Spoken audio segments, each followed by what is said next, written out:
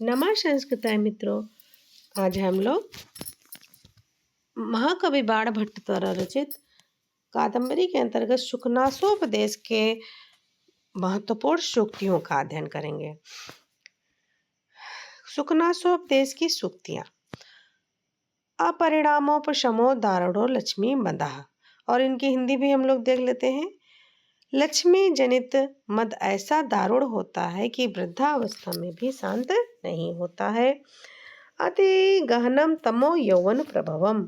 यौवन काल में उत्पन्न अंधकार अत्यंत गहन होता है। विषमो विषय विषास्वाद मोह, अर्थात विषय वासना रूपी विष के आस्वादन अर्थात सेवन से उत्पन्न मोह भयंकर होता है। बलवान रागाम अवलेपः, अर्थात विषयासक्ति रूपी मल का लेप प्रबल होता है। अति तीव्रो दर्प दाह जरोष्मा, अर्थात अभिमान रूप दाह जल की गर्मी अतिशय तीक्ष्ण होती है।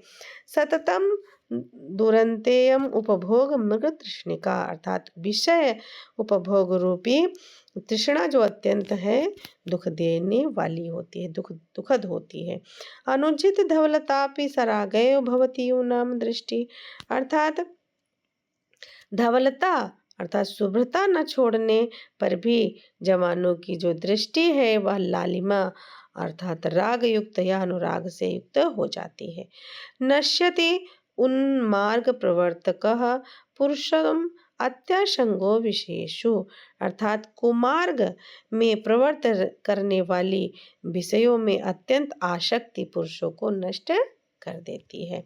अपगत मले ही मनस स्फटिक मणाविव रजनीकर भस्तयो विसंति सुखेन उपदेश गुणा।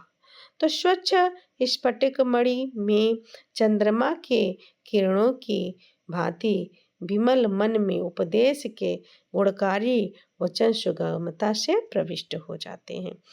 गुरु वचनम अमलम अपि सलिलमिव महदुपजनयन्ति श्रवण स्थितम शूलम अभभश्य। तो गुरु जनों का वचन निर्मल होकर भी दुर्जनों के कर्ण में शूल उत्पन्न करता है। जैसे जल कान में पड़ने पर पीड़ा देता है, उसी प्रकार दुर्जनों के कान में गुरु का उपदेश पढ़कर कष्ट देता है। आगे हम लोग देखते हैं कि अकारणञ्च भवति दुष्प्रकृतेरन्वयः श्रुतं वा विनयस्य। उच्च वंश से में उत्पत्ति और उत्तम शिक्षा भी दुष्ट प्रकृति वाले व्यक्ति के विनय का कारण नहीं बनती है। गुरुपदेशश्च नाम पुरुषाणाम अखिल मल प्रक्षालनम अजलम स्नानम, अर्थात गुरुपदेश के समस्त मलों को धोने में समर्थ बिना जल का स्नान है, जो गुरु का उपदेश है। कुसुम सरसर प्रहार जर्जरते ही हृदय जल में गलित पुदिष्टम, अर्थात कामदेव के बाणों के प्रहार से छिदे हुए हृदय में उपदेश जल की भांति बह जाता है। चंदन प्रभो न दहति किमनलः, चंदन से उत्पन्न अग्नि क्या नहीं जलाती है, अर्थात चलाती। महत्वपूर्ण सूक्ति है। अलेकाभिमानो उन्माद कारिणी धनानी, धन मिथ्याभिमान और उन्मत्तता को उत्पन्न करता है। राज विष विकार तंद्रा प्रदा राजलक्ष्मी, अर्थात राजलक्ष्मी राज रूपी विष के विकार से उत्पन्न आलस्य उत्पन्न करती है। बिरला ही तेषाम उपदेष्टा, अर्थात क्योंकि उन राजाओं को उपदेश देने वाले मनुष्य बिरले होते हैं। लब्धापि खलु दुखेन परिपालित्ये, तो राजलक्ष्मी प्राप्त होने पर भी अत्यधिक कठिनाई से रक्षित होती है। एवं न हेवं विधम अपरिचितम इह जगति किंचिदस्ति यथेयम अनार्य लक्ष्मी, इस संसार में ऐसा परिचय को ठुकरा देने वाला कोई नहीं है जैसी यह नीच लक्ष्मी है। गंधर्व नगर लेख्यो पश्यत्यो नश्यति,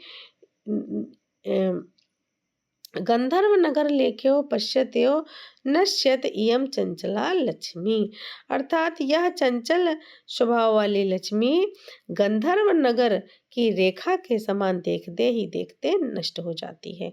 लक्ष्मी इयम सरस्वती पर गृहीताम ईर्षाम्यो ना आलिंगति जन्म। अर्थात यह लक्ष्मी विद्वान पुरुष को मानो ईर्षा से आलिंगन नहीं करती है। यथा यथा चेयम चपला दीप्यते, अर्थात जैसे जैसे यह चंचला लक्ष्मी प्रकाशित होती है वैसे दीपक के लौ की तरह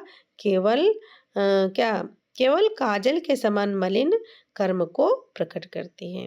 आरूढ़ प्रतापो ही राजा त्रैलोकदर्शियो सिद्धा देशो, अपने आप को प्रतिष्ठित कर लेने वाला राजा त्रैलोक्यदर्शी योगी की भांति सफल आज्ञा वाला होता है, अर्थात उसकी आज्ञा सभी के लिए परिपालनीय होती है। मित्रों, यह हम लोगों का शुकनासोपदेश के अंतर्गत महत्वपूर्ण सूक्तियाँ थीं। नमः संस्कृताय मित्रों।